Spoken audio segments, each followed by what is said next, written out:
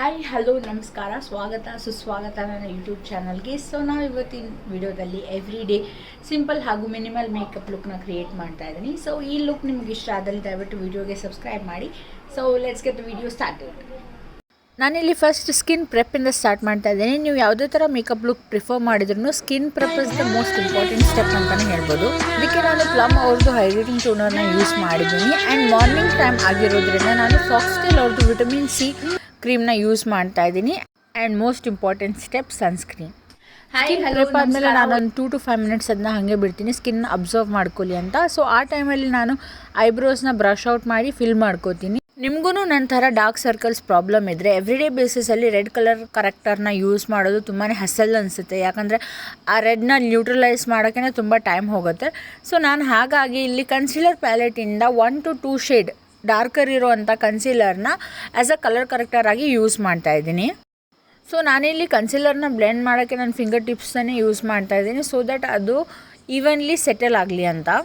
Concealer ಆದಮೇಲೆ ನೀವು ಯಾವುದೇ ರೀತಿಯಾದ BB ಕ್ರೀಮ್ ಅಥವಾ ಟಿಂಟೆಡ್ ಮಾಯ್ಶ್ಚರೈಸರ್ಗೆ ಆಪ್ಟ್ ಮಾಡ್ಬೋದು. ಇಟ್ ಡಿಪೆಂಡ್ಸ್ ನೀವು ಯಾವ ರೀತಿಯಾದ ಕವರೇಜ್ ನಿಮಗೆ ಬೇಕು ಅಂತ.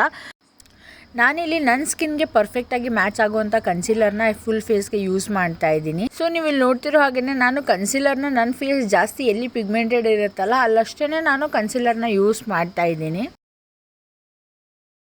ಆ್ಯಂಡ್ ನೀವು ಇಲ್ಲಿ ಕನ್ಸೀಲರ್ನ ಯಾವುದೇ ಬ್ರಷ್ ಅಥವಾ ಬ್ಯೂಟಿ ಬ್ಲೆಂಡರ್ ಸಹಾಯದಿಂದ ಬ್ಲೆಂಡ್ ಮಾಡ್ಕೋಬೋದು.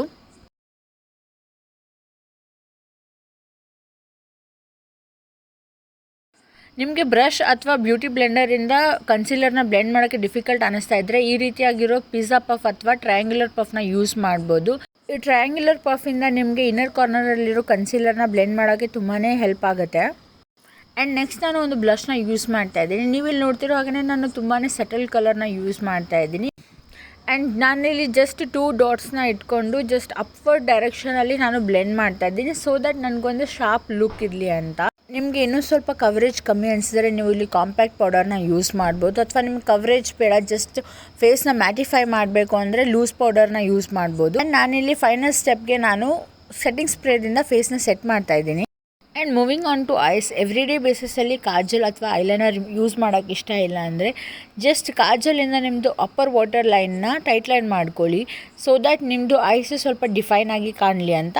ಆ್ಯಂಡ್ ಮಸ್ಕಾರ ಮರಿಲೇಬೇಡಿ, ಯಾಕಂದರೆ ಮಸ್ಕಾರ ಯೂಸ್ ಮಾಡೋದ್ರಿಂದ ನಿಮ್ದು ಐಸ್ ಓಪನ್ ಅಪ್ ಆಗಿ ಕಾಣಿಸುತ್ತೆ. ನಾ ಅಪ್ಪರ್ ವಾಟರ್ ಲೈನ್ನ ಟೈಟ್ ಲೈನ್ ಮಾಡ್ಕೊಳ್ಳೋ ರೀತಿ ನಿಮಗೆ ಸ್ಕೇರಿ ಅನ್ನಿಸ್ಬೋದು, ಬಟ್ ನೀವು ಕಾಮ್ ಆ್ಯಂಡ್ ಕಂಪೋಸ್ಡ್ ಆಗಿ ಮಾಡಿ ಪ್ರಾಕ್ಟೀಸ್ ಮಾಡಿದ್ರೆ ಅದು ನಿಮಗೆ ಸ್ಕೇರಿ ಅನಿಸಲ್ಲ. ಇನ್ನು ನಿಮ್ಮ ಐಸ್ ಮೋರ್ ಡಿಫೈನ್ಡ್ ಆಗಿಯೇ ಕಾಣುತ್ತೆ. And last step lipstick. Everyday ಬೇಸಿಸಲ್ಲಿ ಸ್ವಲ್ಪ ನ್ಯೂಡ್ ಲಿಪ್ಸ್ಟಿಕ್ಸ್ನ ಪ್ರಿಫರ್ ಮಾಡಿ, ಅಥವಾ ಬ್ರೈಟ್ ಕಲರ್ನ ಯೂಸ್ ಮಾಡಿದ್ರು ಅದನ್ನ ಸ್ವಲ್ಪ ಟೋನ್ ಡೌನ್ ಮಾಡೋಕ್ಕೆ ಪ್ರಿಫರ್ ಮಾಡಿ. And that's it for the video guys. ಇದು ನಂದು ಫೈನಲ್ ಲುಕ್.